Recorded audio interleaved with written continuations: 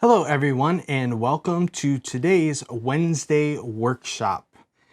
We will be discussing the AV equipment used for live streaming. There is a seemingly infinite number of options for equipment combinations you can use to accomplish the goal of streaming. So we are going to talk about the different types of gear and their strengths and weaknesses so that you can select what is the best option for your church. I'll be moving fairly quickly because we have a lot to cover, but if you have any questions, please post them in the comment section below, and I'll try to get to them as we go along. And of course, you can email us at ask@umcsupport.org for additional assistance with this and other matters. For more information and resources on live streaming, e-giving, and more, sign up for the Collaborator by going to umcsupport.org/subscribe. All right, let's get started. Today we're going to start with cameras.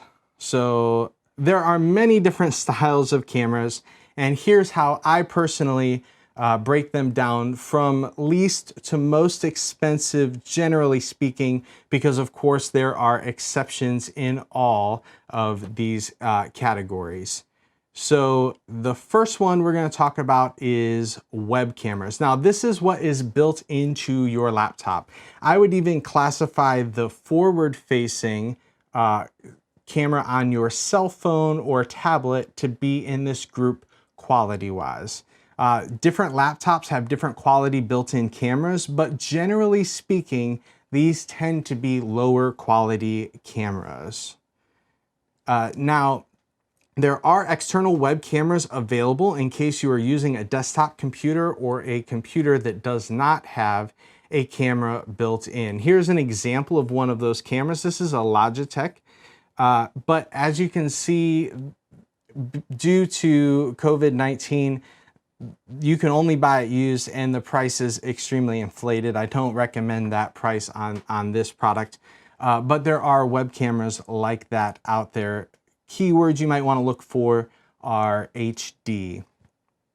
So let's talk about some strengths and then some weaknesses of web cameras. So strengths. They're easy to use. For the most part, they're built in. Even if they aren't, that's something that you can add. That's usually a plug and play device, something that just plugs into the USB, your computer sees it. It doesn't usually require additional software. The drivers tend to automatically install. It just tends to be something that is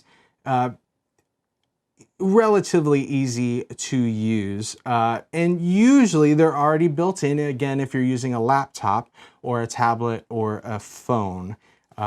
Desktop computers, you're going to need that external camera. You don't need a tripod. Now, I know that there are some options and people use tripods and they move the camera off axis or up over their screen, and that's fine if you want to do that, but it's not usually necessary because they're built to click right onto the screen or they're built into the screen. Now, as far as recording goes, the camera themselves don't actually have any recording capabilities. However, they're plugged into your computer, and usually there's a fairly simple way to record those videos, even if it's going to YouTube, recording the video. If you're not going live, go to YouTube, record the video. You can even edit in YouTube and then upload a finished video. Now, some of the weaknesses in web cameras are they tend to be lower quality. You're going to need more light. They have fixed lenses, so there's no zoom. So, you know, you're going to move that laptop or that phone closer or further. And so if you were thinking about using this in a sanctuary, like in a church environment there, this is something you'd have to, you know, if you spun the laptop around, it's just, the built-in ones aren't a great way. And even the attached ones like the Logitech we just looked at, that has like a 6-foot USB cord on it. So it's not just something that's going to be easily stretched out across the sanctuary. So, all right. I don't see any questions on web cameras, so we're going to keep on moving for right now. So the next style of camera that I'm going to talk about is action cameras. Now, action cameras are these little cameras that are made durable and small. They're designed with sports in mind. Think skydivers, think people skiing, surfing. They even have suction cup mounts that stick to your car and clips that go on your helmet when you're riding your bike or your motorcycle. You get the idea. Now, the price of these cameras differ greatly depending on the brand and accessories that you want to get with them. So for instance, you can buy a cheap brand with accessories for as little as $40. Or if you want the latest, greatest name brand, you're looking at around $400. And that camera is, it's gonna be good quality, but I mean, you're looking at $400 for that camera. All right. Now, I own both the cheap and expensive action cameras, and I will tell you that the quality is definitely better on the name brand than on the cheap ones. And the cheap ones have a few quirks. Now, my GoPro, this is the original GoPro Hero. This thing's ancient. Oh, my camera's not focused anymore. Okay. So this is definitely an old camera, but I have hooked up here. Let's take a look. This is one of the cheap options. I think this one cost me $50. And just to give you an example of what it looks like, so we're going to look through this camera now. So, you know, it doesn't look bad in this setting with light, and we're going through the HDMI output. It's okay. It's not a bad camera. Depending on what you're trying to achieve, it might be a good option. You know, this is the type of camera that if I need to put a camera in a tight spot, or for the cheaper one, if I'm putting it in a dangerous spot, you know, that I might not ever get a functional camera back again, I'm okay with putting that $50 camera in that spot. Now, the question is, how does this work into live streaming? Well, action cameras don't have a whole lot of space for buttons on them. So all of the cameras that I have come in contact with have an application that kind of goes with them and works. So it's something you can install on your tablet or your phone that then gives you access to the settings in the camera to make adjustments. Some of these apps, not all of them, then also allow you to go live from that device. And then you have to kind of figure out how you're going to handle audio through that. Normally this is just for a video type scenario. They have microphones built in, but it's not great audio. The other way that you can utilize them, like I'm utilizing this one today, not to show off, but here's my bottle of hand sanitizer, is to come out HDMI and to plug that in. I'm using that into my switcher. And so I'm able to use this camera, but then it's tethered, you know, the power's plugged in, and HDMI cable is plugged in. Take a look at my notes here. Another camera that I clump into this category that a lot of people like, it's not my personal favorite camera, is the Mevo. Now the Mevo, just for the camera, again, all these prices, I just did this morning. A lot of prices are inflated and just not where they usually are right now because of the demand. Mevo camera, $400. Now this camera, it has an app that goes with it that you can, it has like a 4K video, and you can actually punch in and switch between zoomed in images, and it kind of operates as if it's multiple cameras. Again, you're zooming in on quality. So it is the quality it is. When you zoom it in, you're spreading pixels. So the camera's 4K capable. So if you're doing 1080, you know, you're not really losing pixels, but I've never been a big fan. But they do make attachments for this camera that give you longer battery life, that let you plug internet cables directly into it, and also let you plug audio inputs into this. So it might be an option for you if that's something that you're looking for. Now, strengths and weaknesses of action cameras. In strengths, they're compact, decent video quality, and they have built-in recording. You can put a micro SD usually chip inside of it and record directly to that. Some weaknesses are they have limited audio input options. You need a good amount of light. They have fixed lenses. Again, you're going to be to zoom. That means you get closer. To get a wide shot, that means you get further. And these cameras have usually very wide lenses on them. So you're going to have to get in there really close. And then you're going to need accessories to mount these and use these, whether it's tripod, stand, depending on how you're using that. All right. The next camera that I'm going to talk about is a consumer camcorder, or what I call a home movie camera, most commonly used for your kids' sporting events and band concerts. I have a really old one here. We're just gonna go to this. It's the one that I showed this camera. So this camera is probably at least 8 years old. It's okay, decent quality. It's got an optical zoom, so that means we're not losing quality when we zoom in. So it's a good option. So let's look at today's comparable. We're looking at a Canon Vixia. This one I have is a Sony Handycam, same type of level, you know, mid $200 cameras at the lower end, and then you can get up into spending. This one says professional. You know, this is. I don't know if I would use this in a professional setting, but it's definitely a prosumer grade camera. Nothing wrong with it, and I even have some in my stack of old cameras up here. I even have this Sony.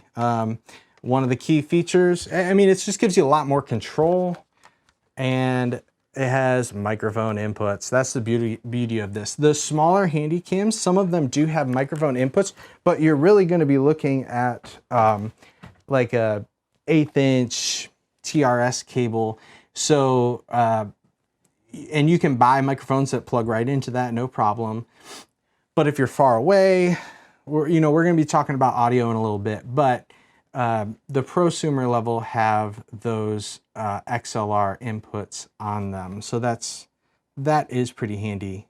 So let's just go over the strengths and weaknesses of those prosumer cameras. Strengths, they tend to be pretty compact. They can have audio inputs. This particular older model that I have does not, but there's many that do. They have recording built in, again, to a memory card. Optical zoom, usually 12 to 20x zoom, so you can zoom in from the back of the sanctuary. That's great. Image stabilization, so when you're walking around carrying the camera, less bouncing. So that's great. Although most cameras today have image stabilization built in, and some weaknesses. So you're going to need a tripod, but let's be honest, from here on out, you're going to need a tripod. So that's not that big of a weakness. The chip in these is small, so you're going to need a fair amount of light. And the audio inputs on these are usually 1/8 inch plugs, which as opposed to the prosumer, which gives you the XLR. So that's going to be something that you might have to work through. And yes, this video will be available as soon as we're done. It'll take a little time to load, and then it'll be on the GCFA Facebook page. Thank you for asking that, Eric. All right, moving right along. Next, I'm going to talk about DSLR cameras. So DSLR cameras span a wide range of camera capabilities. Some have detachable lenses, some have microphone inputs, some have headphones outputs, but for the purposes of live streaming, you're going to want to make sure that the DSLR you look at choosing has an HDMI output. Now, this can look different. HDMI comes in 3 different sizes, at least that I'm aware of. That's the full size, the mini, and the micro. And the micro is pretty small. So you might, like on the action camera, I mean, that camera that HDMI output is quite small, so it doesn't look like a normal HDMI output. I'm currently using my main camera right here is a Panasonic G7K, and it has a flip out screen, so I can see that the audio levels are working going into the camera. I can see that the framing's working. So that is nice for me in this situation. One camera that a lot of people like is Canon M3, $400 camera. There are so many options when it comes to DSLRs. So we're gonna talk about the strengths and weaknesses now, because really, you know, you can do a search and you can find the one that's right for you based on some of these strengths and weaknesses. Strength, they tend to have really good quality now. I mean, I think the image coming out of them is quite crisp. They have internal recording, although just know that sometimes when you're using the HDMI output, the camera will not record at the same time. It's one or the other, record internally or put out video on the HDMI. If you get one, you can find them with microphone inputs. Again, it's that 1/8 inch, looks like a headphone jack input. You can find them with headphone outputs. This particular Panasonic does not have a headphone output. The Canon 6D I have in the back there does not have a headphone output. That's a reason a lot of people use the 5D. So you can search for those headphone outputs, and then they do have detachable lenses. I'm putting that on the strengths. Now let's talk weaknesses. They have detachable lenses. Okay, so this means that you can put a lens on there that gives you a nice wide shot. You can put a lens on there that gives you a nice tight shot, but that's more gear, and lenses, for good quality lens, you're gonna be spending some money. So that's a pro and it's a weakness. The other thing about if you're using, you know, zoom lenses, like photography zoom lenses, is there is no smooth zoom. I mean, it's as smooth as you can rotate the lens. So it's not like using a handy cam or using a professional grade camera where you can zoom in and there's a motor doing the work for you. This is you doing the work. And so, you know, you might not want to zoom in from the back of the sanctuary with the camera live. It might not be steady. And like I said, for a weakness, some do not allow you to record to the internal SD card while you're using the HDMI output. And Michael, yes, lighting is on the list, my friend. So the other style of camera that I'm not really going to dive into is like ENG style camera. So like this is, there we go. I'd be a terrible weather person. This is a Blackmagic Pocket Cinema camera. Odds are, if you have one of these cameras, you're not going to be watching this webinar on picking out a camera. These cameras have usually manual focus, manual zoom, a lot of manual settings. They're just something that you're going to need to know what you're doing to be successful with them. So I don't really recommend those style cameras for entry level. But if you have any questions or thoughts on those, email us at ask@umcsupport.org, and I'll be happy to discuss any of that with you.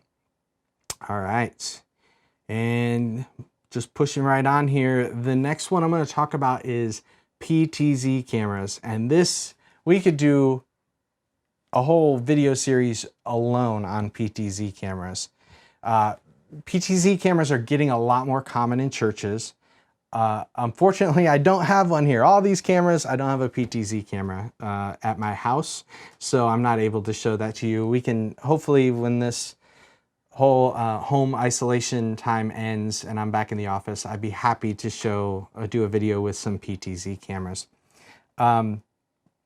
So there's so much that can go on with these. One of my favorite brands, I'm just going to show that to you here, is the PTZ Optics. I feel like you really get, for the price, you get great quality and features. This particular model is the PTZ Optics 20X, so it's a 20X zoom, which is pretty good distance. It's the USB model, and it's the live streaming. So the USB, this has a USB 3.0 port on the back. So this can plug directly into the computer that you're going to be live streaming from using that USB. And it does H.264, H.265 encoding, and you can control this camera from your computer. You can log in and control it. So you can pan, tilt, zoom the camera. You can set up presets.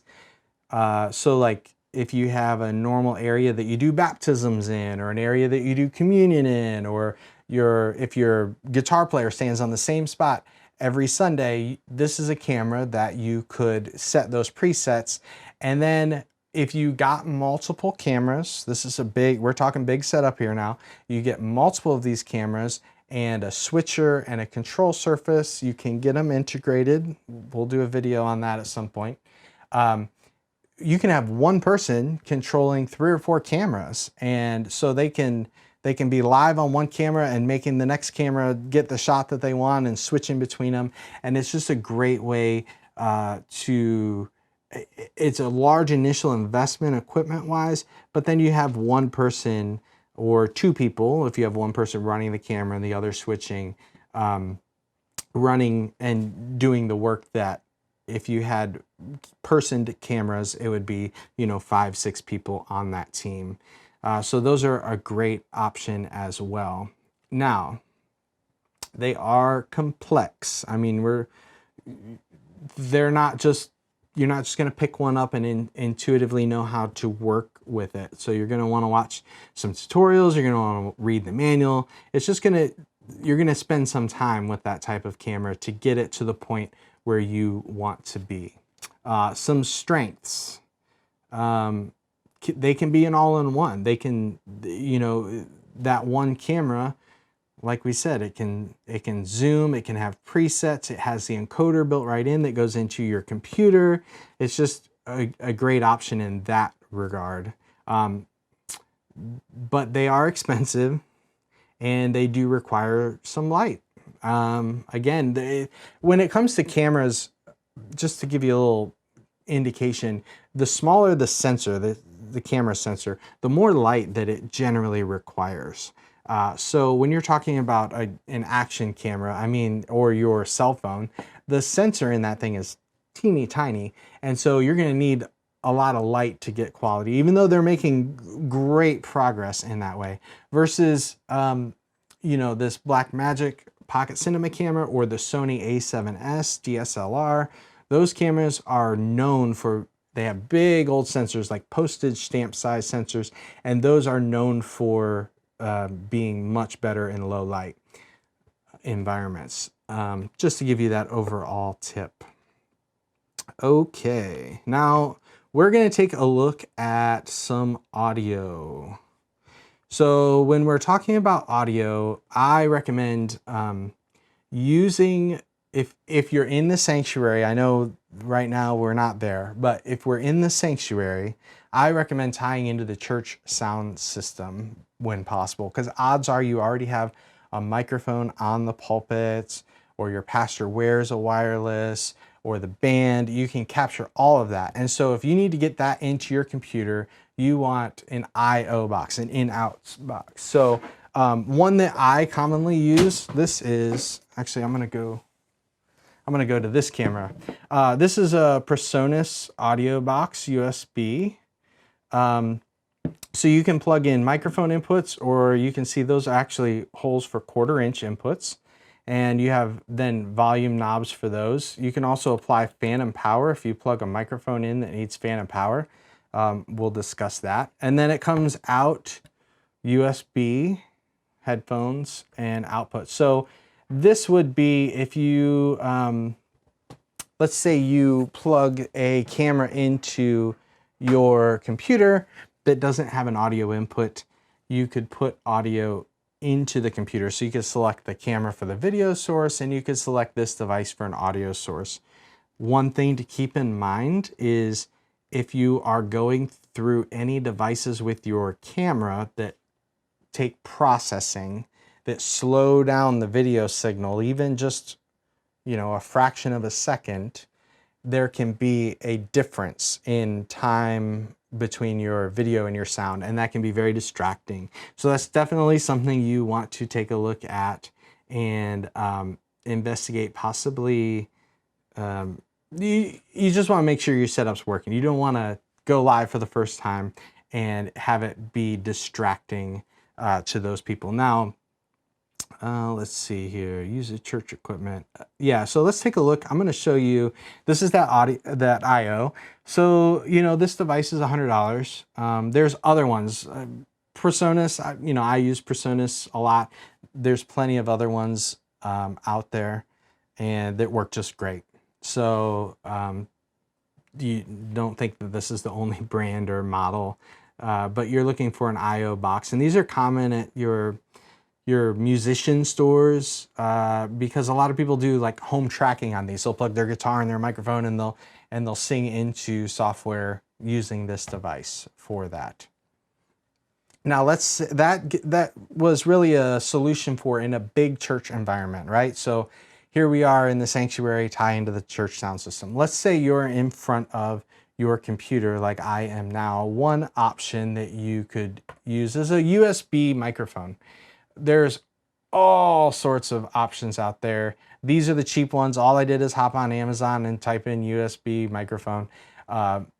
Nothing there that I'm specifically recommending. I actually don't own or have any experience with these, so I don't want to recommend a certain model or brand, but just know that there are tons of videos on YouTube where vloggers, video people will recommend what they're using. You can hear it and kind of, ooh, I like that one, I like that one. And honestly, you can pick these up at, I mean, they have them on the shelf at a lot of retail stores in the US, you know, a Best Buy or a Walmart, or they might have a like a Blue, it's a brand, a Blue. So there are options out there. A lot of people use these also for podcasting.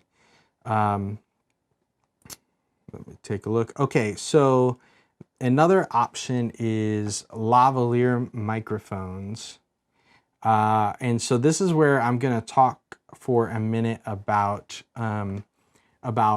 fan and power. So I bought, let's see here.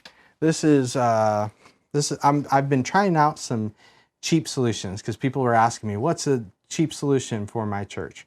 So this particular brand, they're sold out of the model that you would probably want. So I'm going to show this to you. I keep forgetting I have this cool camera. All right, so there are microphones that require a battery and ones that do not. So this microphone here actually does require power, but does not have a battery in it. So it requires phantom power. Phantom power is 48 volts. So that's like that button on the IO. You could push that in and that's going to apply power, and it's going to give power to this microphone through the connection. That's what it is. So all that to say, if you're buying a microphone that maybe has one of the headphone plugs to go into your Handycam or your DSLR and you're using it for that way, just make sure that you get one that has a battery built into it, so that, because if you plug this microphone into that Handycam or that DSLR and don't apply power, it's not going to work. You're not going to get anything out of it. So that's just something that sometimes people get really frustrated with. They don't realize that. They just think, oh, it plugs in, it should work. And that's not always the case. So take a look. Again, these are not, I'm not necessarily recommending, but these are just some lavalier microphones that I looked at on Amazon. So again, email me if you have any questions and we can talk about that. And then for wireless microphones. So wireless microphones are, again, they span a huge economic diversity. I mean, we have, well, let's take a look. I mean, in here alone, we have $230, $220, down to $50. So all kinds of different brands. I Rode, RODE, that's That's a good brand. Sennheiser, those are good brands. Sony has some entry level. So they're good, but you're still going to spend a few $100s. So I actually purchased, to try it, I purchased that $50 wireless, and I tried it out the other day, and I have to say that as a professional, so here's the, let me show it better. This is the lavalier microphone. So this is what'll clip on, go in your presenter. This is the receiver, and then there's different cables in the box, and this one says for camera, DSLR, or desktop. It says it on there. And then there's another cable that's for other settings. So this microphone does not hold up against a professional level microphone at all. End of story. It's not the same. However, it has like a hiss in the background, just a constant, just a little hiss in the background that's fairly annoying to somebody that does this a lot. That being said, if my options are a $50 or $60 microphone that the person wears and I can hear them versus listening to an echoey room, this would be a good solution. So if your solution is the $60 version or nothing, this is actually okay. It's okay. But if you can stretch and hit that $200 range, you're definitely going to be much happier with your investment. And another thing with audio is, so like we discussed, you can plug audio into this box and then it'll go into the computer. If you're recording on the camera, but your audio goes into this box, into the computer, the camera's not recording the audio with the video. So if you're recording on the camera and they have the card in there, when you take the card out, you're not going to have good audio. You're going to have audio that the camera had. So when possible, it's a good idea to plug your microphone into the camera. And then, so like right now, my microphone is going into my camera, and then it gets embedded on that HDMI line into my little video switcher, and that's how you're hearing me, is through the camera. So that way if I record, I'm recording that audio as well. All right, let me take a look here at my notes. Yeah, so those are my recommendations on audio. So let's take a look now at lighting. And this left column, this is the first group that kind of work together to go live. Okay, so lighting, there are a bajillion options out there, different manufacturers.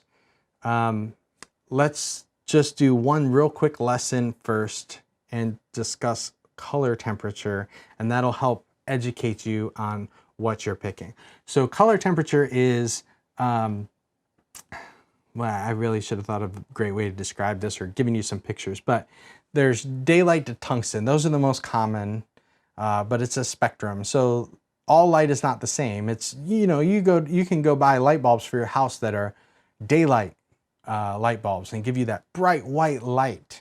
And then you put them in, and then your spouse says, oh, those make the house feel cold and you know, not cozy. And so you put in a nice warm light, you know, like a tungsten light bulb, and oh, that feels pleasant. So lighting can be a part of what you're doing, but the most important thing is you want to match your light. If you're outside, but you have to fill in someone's face, maybe there's shadows, you want to try and use a light that is daylight balanced. If you're inside in a standard like church sanctuary that doesn't have, we're not talking LED or stage lights, but those are probably going to be tungsten or tungsten balanced. And so you're going to want a light that works that direction. Now that I've confused you with all of that, let me see if I can make it simpler. We're going to start cheap and we're going to work our way up, and I'm going to talk about these lights. So this is the aperture light, and this is my new favorite little toy in my lighting bag, less than $50. Boom, boom, boom. It's tiny. This thing is super small, about the size of like a credit card. And this is the Amarin ALM9. It's made by Aperture. So this unit, you can see here, this will slide right into the top of your camera, and then you can turn the light on, the switch, and then it even has a dimmer built in. You can turn it up, you can turn it down. This camera's gonna auto adjust, so it's gonna look funky, but so yeah, so you can turn that light, and let's look at it on my face here. There's that. This thing puts out a lot of light for a little device. Now, it has internal batteries, so you're going to charge it via USB. I highly recommend this light. Now, with, I'm going to take this mount off. So this light has a little, this is just magnetic, just sticks to the front. And without anything, this is going to be like a daylight, a white light, okay? What they sell in here is, in the pack, it comes with it, is this little orange gel. So we're gonna put that orange gel just behind the magnetic. And now this light, let's look at it on my face. This is give you an example of what I'm talking about. See how yellow warm that is? So that's gonna match like lights inside. Now the lights I'm using up here, they are set for daylight. So just to give a little demo, it also comes with a daylight gel and a little diffusion in the pack, all in this little bag for less than $50. So if you are, Patrick says, such a cute little light. Patrick and I used to work together. It is an adorable little light. And another thing is, if you're on a video shoot and you need a light to like, you can tape this to the underside of a shelf and light it. It's a great little light. I've even thought about making a whole kit out of these, just buying a few of them, putting them in a case. But this is a great option. If you don't have anything, I recommend get one of these. You can put it on the top of the camera, and then you can at least, even if you're outside, you might get shadows, and then you can fill in with that light. Now, again, to change the color temperature, you have to use those gels on that light. So let's take a look now at, again, same brand. I'm a big fan of Aperture, if you couldn't tell. This light is $150. I do not own one of these, but you'll see that it says bicolor LED. So bicolor LED means it has 2 rows of LED everywhere it has a row. And one row is daylight, one row is tungsten. So you can actually dial this light in. You don't need the gel in front of it. You can just, usually there's a knob where you turn, one knob for daylight and one knob for tungsten. You turn up those lights. So this is a key word when you're looking for lights, is bicolor LED panel. Same thing as the other one, just a little bit bigger. That one actually does mount also on cameras or on a stand. And then the last one I'm going to show you, the one that I'm currently using here. I have 2 of them up. This is the Neewer, that's how I say it, bicolor LED lights.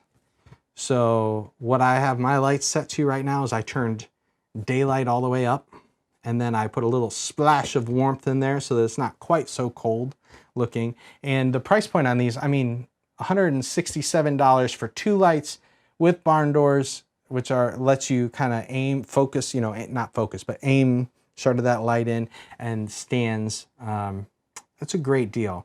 The batteries are not included, so if you want to go battery power, you're going to have to buy those separate.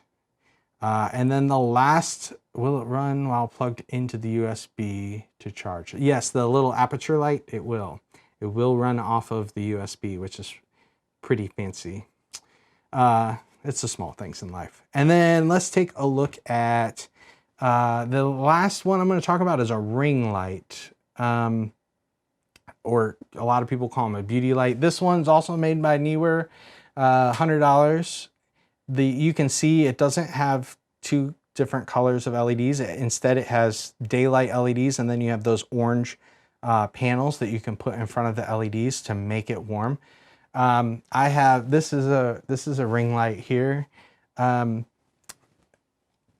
They are handy in that they wrap the face with light. So you're going to put your camera inside that. If we look at this image, that mount is for a cell phone or a camera inside the light. So that way, every angle that the camera's pointed at on a person, this is a close, this light is not for a distance, this is a close proximity light. It's going to wrap that person in light, and it's going to be a nice, pleasant light. It's also going to put a ring of light. Like if you look at my eyes right now, you're going to see 2 dots at the top, and those are my 2 lights reflecting in my eyes.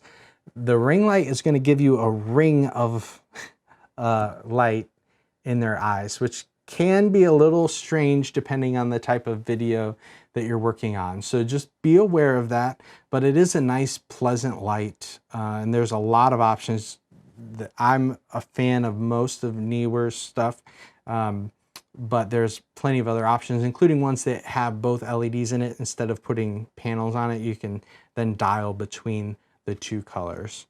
All right, so let's talk now about interfaces. So we're going to talk now, this is going to be talking about interfaces into your computer. So this is the Blackmagic Design web presenter. Blackmagic Design is a company that I am a fan of their products. Again, they are not something that I would necessarily use on huge gigs, but for the price point, they're pretty solid products. The web presenter, what that device you just saw does is, all right, you say, all right, Andrew, I bought this camera and I have an HDMI cable in my hand and I can't figure out how I'm going to get this video into my computer. You're going to plug it into that box. And then that particular box, that web presenter, also has audio inputs. So you're going to take that XLR cable and you're going to plug that into that box. And then you can join the 2 there if it wasn't already going through the camera. And when you plug that USB into your computer, that box is going to be viewed as a web camera by your computer. Now, full disclosure, that box will not give you the cleanest video. It dumbs down the video, it compresses the video so that it will stream smoothly. But that is a solid option, in my opinion, when looking for an interface box. Another option, what I'm using right now, I'm using the Blackmagic ATEM Mini, the original one, because if you see the new release it's not actually shipping yet, or it wasn't, coming soon. So I'm using the Mini right now, and let me see if I can show you my messy house here. Okay, so this is the switcher. 4 inputs. It has a lot of other features. So these are my audio. So I have 2 microphone inputs, or I can mix the audio from each of the cameras. This is for my transitions. This is all transitions. It has picture in picture, so I can put myself in the corner. Ta-da! And then it has keying also on it. This device also on the back has a USB-C port, a high-speed port. So if you're going to have this to work with your computer, it needs the high-speed USB 3.0 port. Your computer will view that also as a web camera through that USB, which is great. It is not what I am using right now to stream to you, because I only have my laptop up here in this room in my house, and it is not strong enough to deal with it. It's a good video signal, not strong enough to deal with it. So that's not what I'm using in this environment. But it is an option if you have a powerful computer. This could be a great solution to getting you live streaming. So you buy this little device, you could plug your audio mixer at the church. You could come out of it with like a line out into this input, and then you could switch your cameras, and you could come out USB into your computer, and you could stream live with that one box and then a camera. So a great unit, and for $300, I mean, it's just phenomenal. There's definitely some improved features in the Pro, but most of those features have to do with if you're using Blackmagic cameras with them. So you're able to do some color control, tally control, things that probably aren't going to matter to you. So the lower model is a great option. Let me take a look here. Now that is also not just, that's a video switcher as well as being an input device for your computer. So we're gonna talk about switchers now. So I'm gonna just show you a couple of options that are out there. A lot of people like the Roland. Again, it's a 4 HDMI input, but look at that price point. $1,000. I mean, for me, a $300 switcher is gonna beat that $1,000 one. I don't see features in that I need that are worth $1,000. If you do want to step up to a bigger, better, stronger switcher, the Blackmagic does make the Television Studio, which has SDI as well as HDMI and audio inputs. That switcher has multi-viewer. So let's back up and talk about this switcher. If I was using PTZ cameras, this switcher would be very difficult to use because there is no multi-viewer from this switcher. So I'm not going to be able to see those cameras before I take them. I just have to know the image is good. Now, in an environment like this where all my cameras are in fixed locations, it's no big deal. I just hit the button and away we go. But when cameras are moving and you want to frame up a shot, this is just at $300 is not going to be the right option for what you're wanting to do. So if you were going with multiple PTZ cameras or even just person cameras, I really like this as an option. That's what they have at the church I worship at. It's what I recommended to them. It's just I really like this switcher.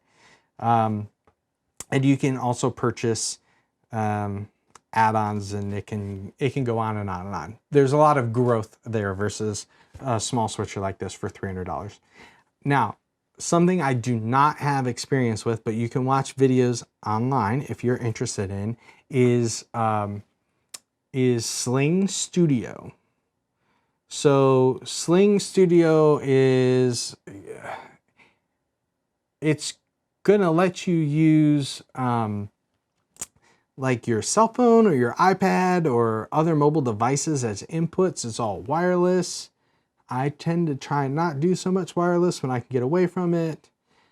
This falls into the category of Mevo for me. I'm a control freak. I want to be able to see the hardware and know that I can make it do what I want it to do. But a lot of people are very happy with Sling Studio, so it might be something that you want to look into if that's something that interests you. And that also has some encoding built into that unit. Computer, you're going to have a fairly robust computer. I'm not going to go over that today. That can expand into more. And then we're going to talk about encoders for a second. Now, since COVID has swept the world, a lot of these things are hard to come across right now to purchase new. They've been swept up. The unit that I'm using that I actually have recommended like a week ago is now discontinued according to B&H. This is the Epiphan Webcaster, and that's what I'm using right now. And so the Webcaster works really well for me. That's what I'm using right now to stream. I have internet plugged into that, and then I have the video plugged into that, and it's doing the work. There's been a couple times that it's popped up and said my internet is insufficient. I'm sure we're all experiencing, with everybody working from home, some internet issues, but from what I can see, it hasn't dropped. It's just kind of chugged right on through that. It's a great little unit, but unavailable. So what is available? Well, there's a brand, VidiU, that has some encoders available. Price point is substantially more than, the Epiphan was like $250 or $300 at the most. So it looks like probably you're going to want to go through a computer and use live streaming software. So let's just keep that in mind. Another option for encoder boxes is there's a couple companies out that work specifically with churches. This one is Boxcast, and Boxcast, this unit is so simple. I've seen it in a church and I was enamored. The HDMI cable from your camera or your switcher plugs into this, then your internet cable and your power plug into this box, and you literally, when you click the box on, it'll go live, and when your church service is over, you click the box off and your stream ends. It's just that simple. Now you're going to pay monthly for the simplicity, and that might not be an option. They have different plans. That's just one company. I tried to find another example, and all those companies have pulled the boxes down. I don't think they have any more boxes in stock. I think they're offering the streaming service, go through our platform, but I don't think that they're offering the boxes anymore, which you used to be able to get for free. So I'm going to keep my eye on that, and if you have any questions, again, email me at and we'll take a look at that. Patrick says Webcaster is a good option, and AJ Hilo is another good option, but doesn't have Wi-Fi ability. Okay, that's great to know. Thank you, Patrick. AJ Hilo. I think I saw that earlier. I wasn't familiar with it, so I just kind of steered clear of it. But AJ is for me, a very trusted brand. So that is great. All right, I think I have navigated all the questions that I've seen pop up. So you can email us with any additional questions, or if I didn't get to or respond to a question that you asked today, don't forget to email me. We're here to help. We want to do everything we can for you in this time. Email us. It doesn't even just have to be related to web streaming, live streaming equipment.